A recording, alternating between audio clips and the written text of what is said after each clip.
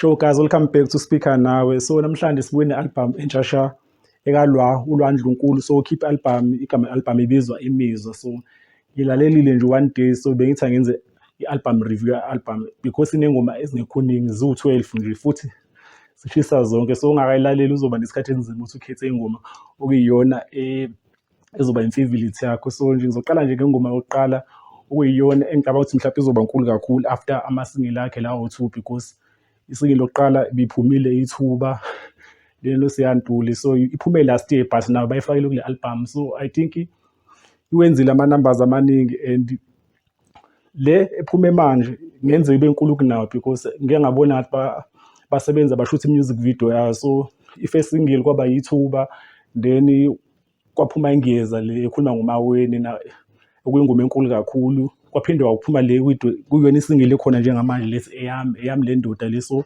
i-album nje iphuma already sinama-single awu-3 ashisa bhe, even naku-YouTube ama-numbers aphezulu ngale ndlela. So ingoma engikhuluma ngayo kethi izoqala ngayo ithi imali yokuza lo. So kule ngoma lo ukhuluma nje ukuthi nje ufuna nje imali yokuza, uthe ubona umjida wakhe samazi kulwa uyathandela abafana. So I think enye le ngoma yakhe nje ufuna ukolala emfaneni. So nje I think uzo-enjoya kakhulu uma ukuthi nje u-enjoye lezi eziwu-3 akadidile ekuqaleni ngoba i-album yakhe hayi ishisa bhe. So ikhona enye ingoma engizwile imaye inosisi uBuselaphi. Abantu abaningi abalandela uMaskandi bazomkhumbula uBuselaphi, legacy yakhe enkulu kakhulu uMaskandi. So uLwah umthathile wamfaka kwi-hook laphana and ingoma insophu ngale ndlela. So abantu abaningi nayo leyo ngoma uyibheke. Enye ingoma engithema ngilalele ngabona ngathi I think after lezi ngoma eziwu-3 edumile yona ngoma engibona ngathi inkulu kakhulu but eyokuza nami ngiyarelate kuyona ezumjida because yabo into zomjola kanje sifuna abantu abazamayo yabo zamali yokuza nje ungasale nje sohlukumeza. So ikhona enye ingoma engizwile emnandi ukuthi ziningi ingoma kule album. So ngizolongizama nje ukuthi ngiqaphune lapha nalapha ngoba ziningi ingoma ezimnandi ziwu-12 but zimnandi zonke. So ikhona enye engizwile no Big Zulu ibizwa notification. So i-notification ikhuluma nabantu kumele benze izenzo ungalokhu ukuthi umuntu uyamthanda kumele ubonakala ukuthi ufuna ubona i-notification. La sikhuluma ngemali, la kuthiwa afake imali ndoda ivula mlomo. So izinto eziningi sekukhulunywa ngemali kula ukhuluma ngalokho ukuthi nje ungalokhu umtshela ukuthi uyamthanda. So send imali ndoda. So ino Big Zulu and uBig Zulu nawo ushaya ivesi right lapho uthi ukusdefender izamajita. So nawo lo ngoma ucheck uma uthi uyafika ku-album ngoba hayi iyakhuluma. So khona enye ingoma nje engizwile ene-message enkulu kakhulu ibizwa indawo yakho. So la ingoma ikhuluma uLwah yabo mayibhala le ngoma ubhala as umuntu obhalela imessage, ubhalela uma wakhe la ukuthi no uma uphumile ungekho nazi izinto esale zenziwa ubaba la. So ikhona ngihlukumeza abantu besifazane. So I think enye ingoma ebaluleke kakhulu abantu abalale album. So imessage nje yakhona i-deep and irelevant. Ziningi lezi stories zikhona ama-families amaningi kodwa izinto eshayela phansi abo zagqitshwa khulunywa ngazo but uLwah ukhulumileke nje la. So I think enye ingoma kakhulu engifisa ngathi ngathola attention ifinyelele endaweni eningi ngoba ine-message eningi kakhulu.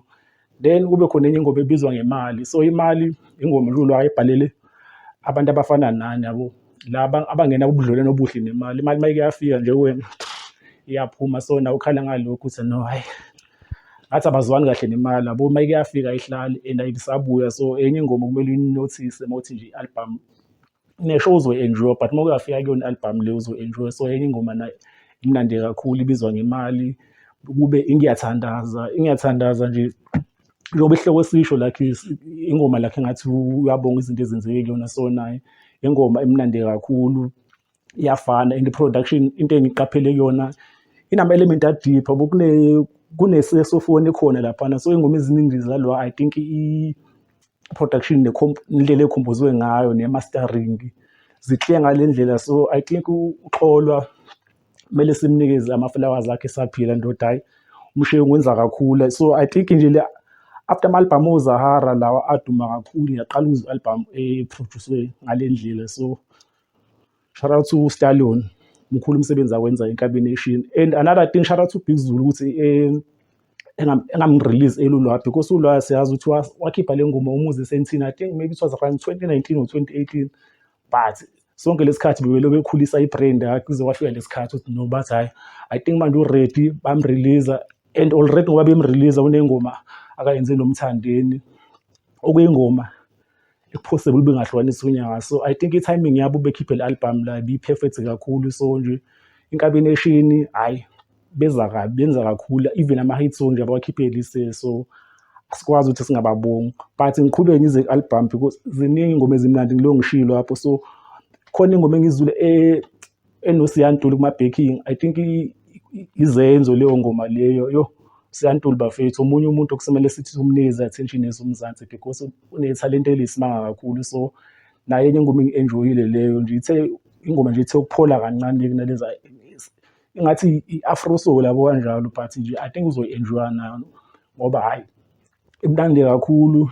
Then kube enye ingoma kambe ziningi ingoma ezimnandi la, but i-album ibizwa ngemizwa nje. Mhlawumbe ezinye ngizogcina ngiyikhohlwa because bengafuna uyibhala phansi because bengiyilalela zikhethi ingoma eziningi zakhona zabambeka. So i-album kaLwah I think mangayithiwa nginike i-score kuma-rating ngayinikeza u-10 out of 10. I think kuma-album engiwazile lise i-best album because bengiloko ngitshela abantu emaningi mina uSjava wakhipha i-album ngoJanuary and angayibona i-album endlula le isibuko saSjava, but I think this one angeke total 10 out of 10 bafethu. I-production even indlela ephushwe ngayo, promothwe ngayo, ama-single anikwe isikhathi aphushwa reach abantu abaningi then kwalandelela. So I think i-sequencing yakhe nje ibihamba kahle. So shout out to Lwandile Mtshali, intombazane yale phansi eKZN ehluhluka. So shout out to Lwah. I think imizwa izoyenza kakhulu and ama-record la uzowabreak ama-record because already nje ama-record masikhuluma ngama-numbers uSpotify no-YouTube uLwah wenza kakhulu. So I think le album yakhe izowabreak ama-record lapho alandela oZahara. So yeah, but ishow leyo speaker nawe bengithi siqedile ukwenza ama-album review yalise, but I think ama-album aloke aphuma maningi. So maybe because ikhona nenye ephumile Amanda Blake bengakayilaleli kahle, but ngizwile inengoma ezimnandi naye and bengayilindele album from Amanda Blake. So but anyway, this album review bekuyalwa. So speaker nawe sekhona ku-YouTube, sikhona ku-Twitter and sijoyinena no-TikTok. So uTikTok angazi nguthathe serious, but si-create account. I think you are sitting on 15 followers. So I think ikhona i-movement ekhona and maybe ama-music reaction because abantu belo becomplain bese ama-music reaction soyenzani. And I think sengicabanga ukuthi ingaba khona i-plan so amuvile ku-TikTok because uTikTok i-copywriting yakhona ukuthi u-add music. So ngeke khona usiblock apho because u-YouTube uba nenkinga